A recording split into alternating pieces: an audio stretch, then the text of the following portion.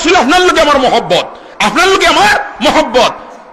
হযরতে তালহা ইবনে বারা রাদিয়াল্লাহু তাআলা আনহু কইনি আল্লাহর রাসূল আপনার লগে আমার মহব্বত।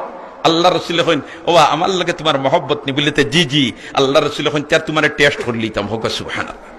কিতা টেস্ট? আল্লাহ রাসূল কইন ও তালহা ইবনে বারা, উঠন্তি বয়সের সাহাবী, যুবক সাহাবী, কইন ও তালহা ইবনে বারা তুমি তরবারি লও আর বাড়ি যাও, আর বাড়িকে তোমার বাফর মাথাও গো খাটিয়ে আমার সামনে লিয়াও। কোনো অপরাধ নাই, কোনো দোষ নাই, কোনো অন্যায় নাই। নবীজি অর্ডার দিছে, তালহা ইবনে বারা নেঙ্গা তরবারি লিয়া দৌড় হলাইছে।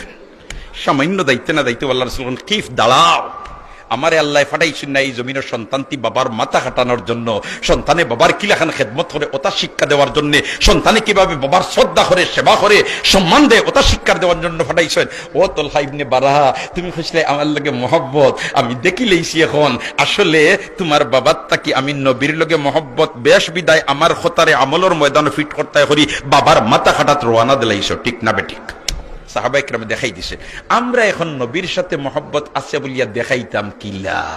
ও দেখাইবার সুরত হইল নবীর আদর্শ যেগুলা আছে ওগুলা আমরা যার মধ্যে যতখান ফিট এইন অতখান নবীর সাথে মহব্বত আছে বলিয়া প্রমাণিত হইব। সুবহানাল্লাহ। আমরা নুমা সাল্লাল্লাহু